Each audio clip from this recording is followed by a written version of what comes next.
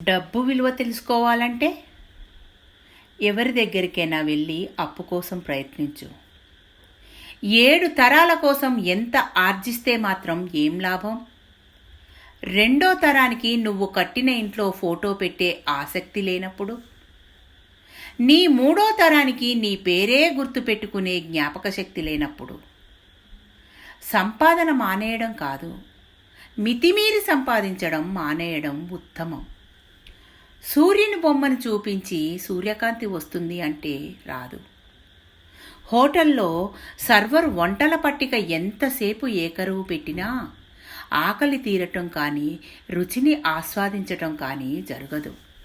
అదేవిధంగా వంటకు కావలసిన పప్పు, ఉప్పు, బియ్యం, కారం, చింతపండు, కూరగాయలు, నూనె వగైరా అన్నీ ఉన్నా తినటానికి అగ్ని లేకపోతే పదార్థాలన్నీ కూడా వాటి పూర్వస్థితిలోనే ఉండిపోతాయి.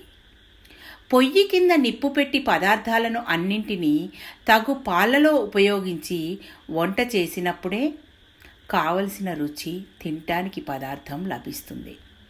పదార్థాలు పక్వం అవ్వడానికి, ఆహారం తినడానికి నిప్పు ఎంత అవసరమైందో అదేవిధంగా ఆత్మానందాన్ని అనుభవించడానికి ఆత్మజ్ఞానం కూడా అంతే అవసరమై ఉంటుంది. ఎదుటోడి తప్పును గుర్తించేవాడు మేధావి, తన తప్పును గుర్తించేవాడు జ్ఞాని. దౌర్భాగ్యం ఏమిటంటే మన చుట్టూ మేధావులకు కొదవలేదు, జ్ఞానులకు ఉనికే లేదు. నిజాన్ని మార్చే శక్తి ఈ ప్రపంచంలో ఎవరికీ లేదు, కానీ ప్రపంచాన్ని మార్చే శక్తి నిజానికి ఉంది.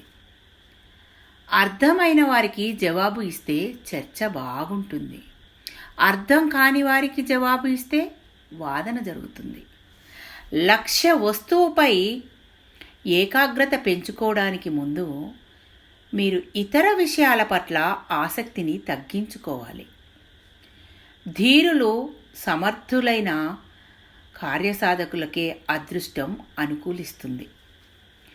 ధైర్య సాహసాలతో కడవరకు కొనసాగించే వారికి విజయం వరిస్తుంది. కళ అంటే నిద్ర వచ్చేది కాదు, నిద్ర పోనివ్వకుండా చేసేది. నిజం నిలకడగా నివాసం ఉండాల్సింది మనిషి హృదయంలో, పై పెదవులపై కాదు.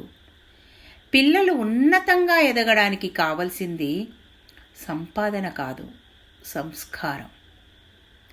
లోకా సమస్త సుఖినో భవంతు. స్వస్తి. మీ పద్మజ.